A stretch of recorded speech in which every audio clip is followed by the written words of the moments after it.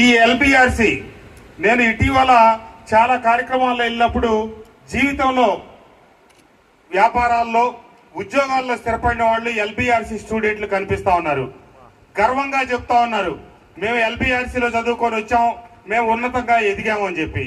మీరు కూడా అలాగే ఉన్నతంగా ఎదిగి ఈ కాలేజీకి, ఈ మైలవరం ప్రాంతానికి మంచి పేరు తీసుకురావాలని చెప్పి ఆకాంక్షిస్తూ ఇలాంటి వార్షికోత్సవాలు మరెన్నో జరుపుకోవాలని చెప్పి యాజమాన్యాన్ని ఆకాంక్షిస్తూ తప్పకుండా, ఎందుకంటే హనుమిరెడ్డి గారు, అలాగే బాలరెడ్డి గారు, ప్రకాష్ రెడ్డి గారు, ఆ కుటుంబం అందరితో కూడా నేను ఎంతో సన్నిహితంగా ఉంటాను.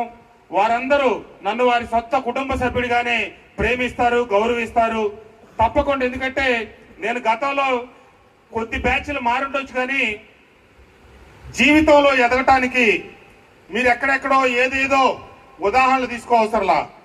మీ కాలేజీ యాజమాన్యమే మీకు పెద్ద ఉదాహరణ. ఇక్కడ సామాజిక వర్గాల వారీగానో, లేకపోతే ఆస్తులు అంతస్తులు బట్టో, లేకపోతే రాజకీయ నాయకులు రికమెండేషన్లు బట్టో, ఆ ప్రాంతంలో ఉన్న పెద్దల రికమెండేషన్లతోనో ఎదిగేదాని కోసం కొంతమంది ప్రయత్నం చేయొచ్చు. కానీ మీ యాజమాన్యమే ఎక్కడ ఏ రికమెండేషన్ లేని అమెరికాకి ఎప్పుడో 55 సంవత్సరాల క్రితం సొంత కాళ్ళ మీద కష్టపడి అమెరికా వెళ్ళి అక్కడ అంచెలంచెలుగా ఎదిగి మళ్ళా సొంత ప్రాంతాన్ని మర్చిపోకుండా వచ్చి ఇంత పెద్ద ఎడ్యుకేషన్ ఇన్స్టిట్యూషన్ పెట్టి, ఎందుకంటే చాలా మంది ఎన్ఆర్ఐలు వెళ్ళారు, అక్కడికి వెళ్ళి మెడికల్ కాలేజీలు పెట్టారు, లేకపోతే రకరకాల వ్యాపార సంస్థలను స్థాపించారు. కానీ వాళ్ళెవరు తిరిగి తమ మాతృభూమిని వెనక తిరిగి చూసి ఆ ప్రాంతం అభివృద్ధి చెందాలని, ఆ ప్రాంతానికి మేము ఎదిగి వచ్చిన ప్రాంతానికి మంచి చేయాలని ఆలోచించిన వాళ్ళు చాలా తక్కువ.